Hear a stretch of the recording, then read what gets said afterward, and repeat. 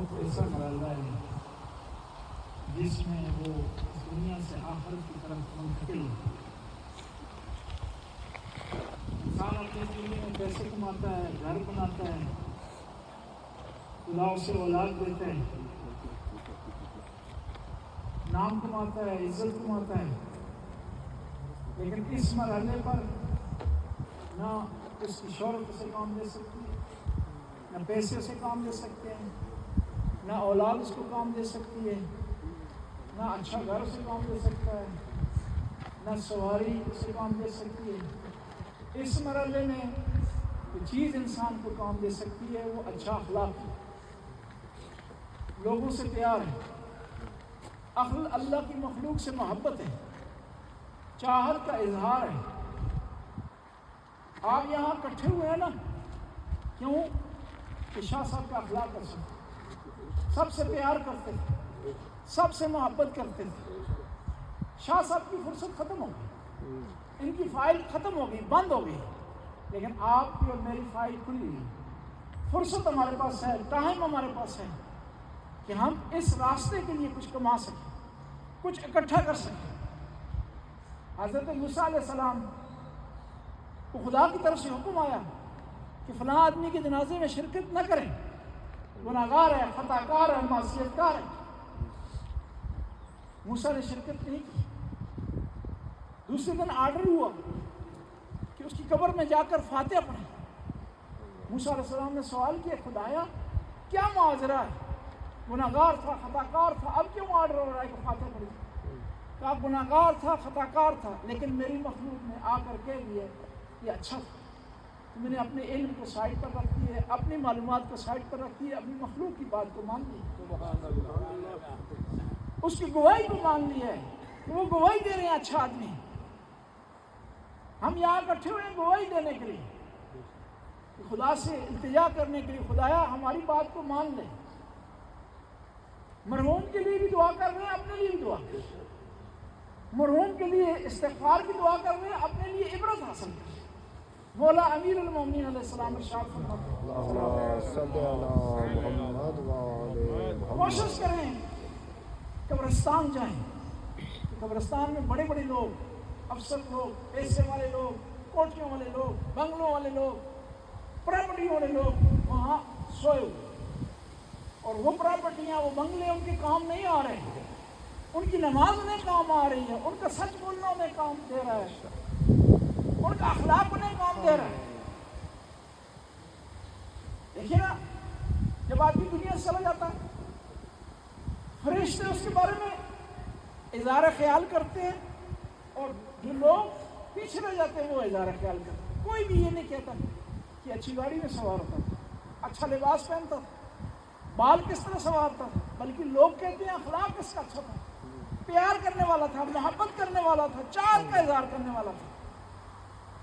اور وہاں فرشتے سوال یہ نہیں کرتے کہ کتنی تم بلڈنگیں چھوڑ کر آئے ہو، کتنے گھر چھوڑ کر آئے ہو، کون سی سواری میں سوار ہوا کرتے تھے۔ فرشتے پوچھتے ہیں کیا تم توحید کا اقرار کرتے تھے، نبوت کو مانتے تھے، ولایت امیر المومنین کا اقرار کرتے تھے، خانہ کعبہ کی طرف رخ کرتے تھے، دین کا اقرار کرتے تھے، اسلام پر عمل کرتے تھے، نہیں کرتے تھے۔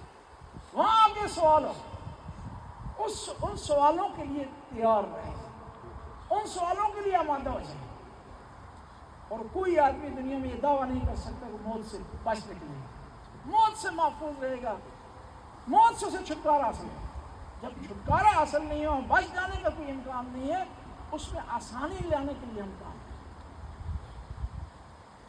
فرصت ہے، موقع ہے، قرآن کی تلاوت کریں، فرصت ہے، موقع ہے، نبی اور ان کی آل کا ذکر کریں، فرصت ہے، موقع ہے، جو نمازیں قضا ہوگی ان کو بچا لیں، فرصت ہے، موقع ہے،